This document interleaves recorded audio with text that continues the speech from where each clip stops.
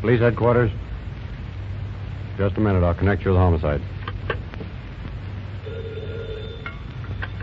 Homicide detail, Captain Harris. This is Lawrence French, manager of the Melody Theater. I wish you'd hurry right over here. What's wrong, Mr. French? Well, we're not sure yet. Looks like a murder. Who is it? One of our performers, a girl. I wish you'd hurry right over here and see what you can make of it. All right, I will. And, Captain. Yeah? Come to the stage door with as little noise as possible. The show's still on, and we want to avoid any excitement. All right, sir. Oh, Murphy. Yes, sir. Hey, Weaver. Yes, sir. You two men get your things. Flashlight, powder, camera. And Murphy. Yes, sir. Get a fingerprint outfit and meet me in front. Yes, sir. Where to, Captain? To the Melody Theater. Okay. Somebody has a nice little show all arranged for us.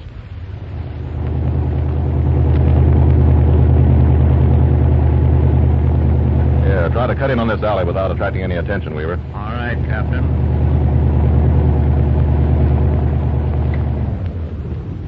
Yeah, that's good. Now, turn into the stage entrance here. All right. Now, come on. Don't make any noise. Watch these steps. Here, take this camera, Murphy. Okay. Are you the officers? Yes. Where's Mr. French? He's expecting you up front there in the dressing room. Oh, good.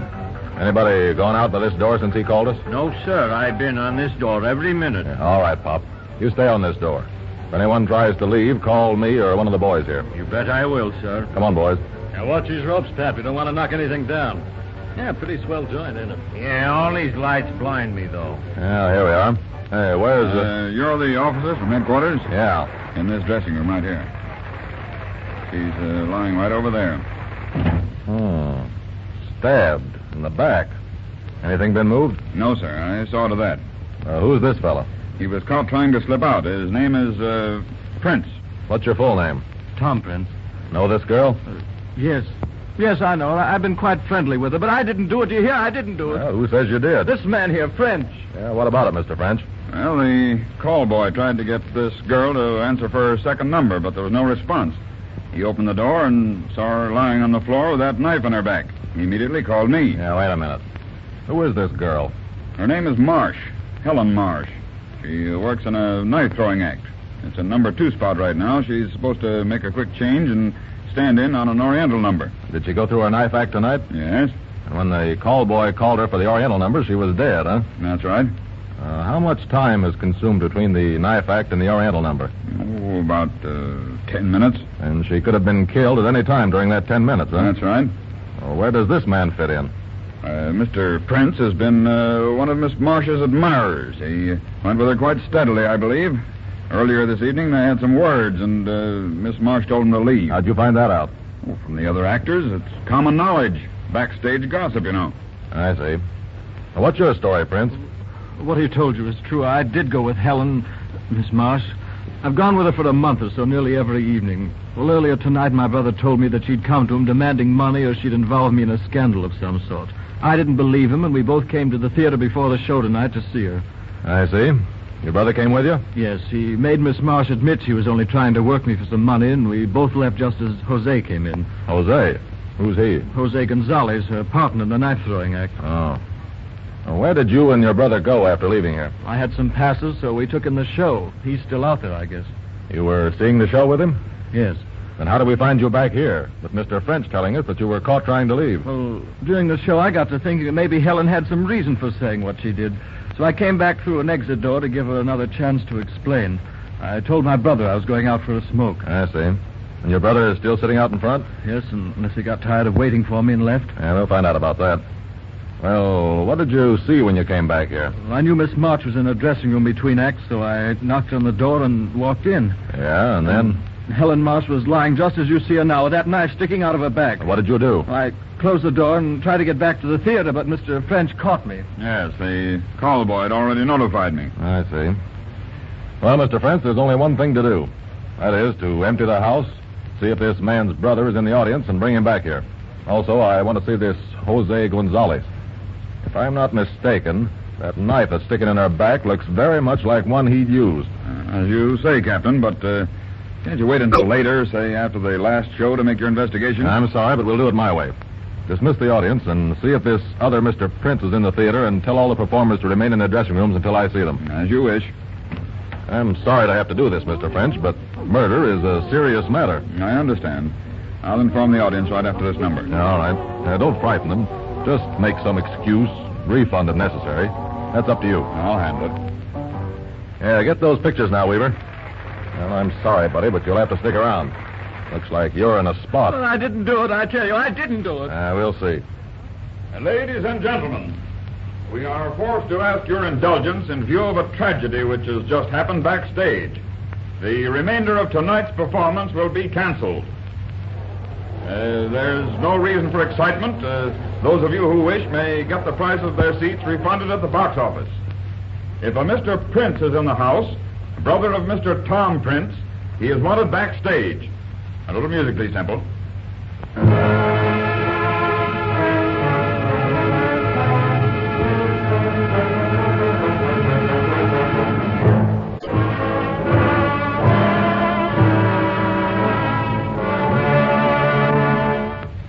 You say you never saw this knife before? No, it is painted like the rest of my knives. But this one is not like the rest. It does not have the balance. And as these other actors say, you were downstairs playing poker from immediately after your act until now, huh? Yes, I did not know of this until I am told. All right, you can go. Dismiss the rest of the cast, too, French. I'm through with them. Yes, Captain. Oh, see who it is. Where's my brother? What has happened to my Now, wait a minute. Who said anything had happened to your brother? Well, it was announced that there had been a tragedy backstage. My brother has not returned to his seat. Oh, you're Tom Prince's brother? Yes, I am Dr. Prince. Did you know that your brother was coming backstage? No, he told me he was going out for a smoke. Where is he? What's happened to him? Nothing has happened to him. He's right in the next room. But Dr. Prince, it looks very much like your brother is in a jam. Jam? What sort of a jam? Helen Marsh was found dead in the next room. Dead? Yes. And we suspect your brother of the murder. It's impossible. Ridiculous. Nevertheless, it looks bad for him. Mr. French here found him trying to sneak out. Who is Mr. French? This gentleman in the tuxedo. He's the manager of the theater. Oh. May I see my brother? Yeah, sure. Yeah, get him, Weaver. Yes, sir. John, I'm glad you're here. They've got me in an awful mess. Now, brace up, John. I want you to answer just one question.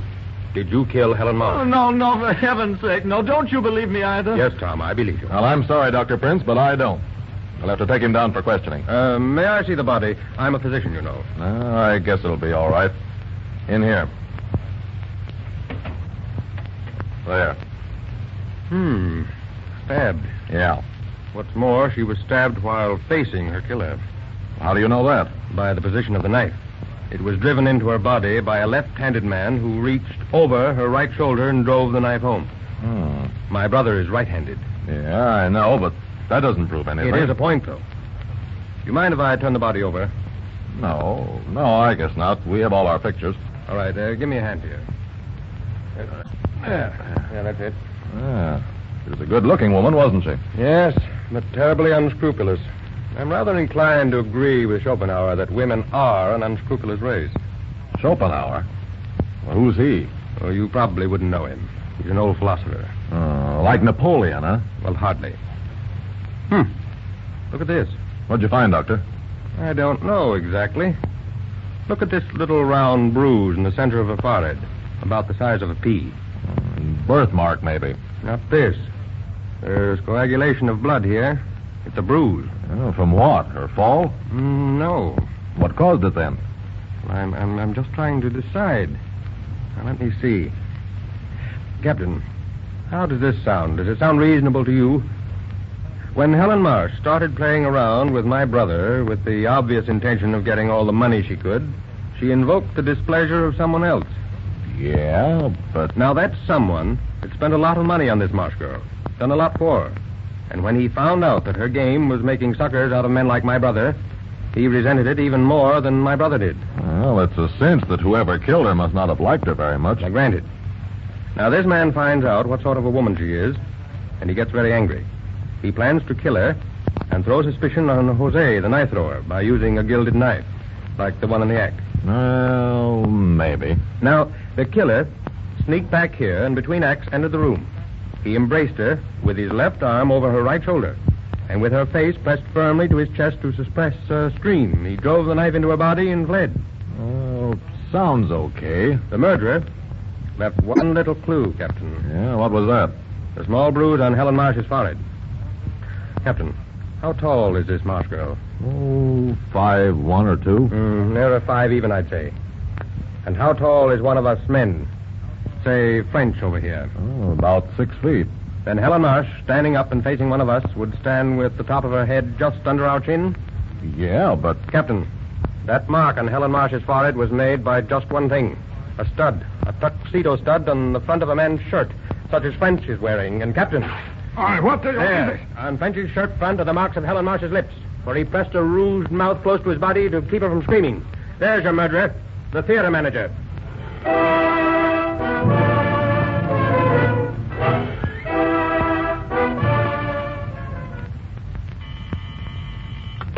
Police headquarters. All right, Captain. Hello, Tim. Send a car to the Melody Theater. The manager's just confessed to murder. Police headquarters.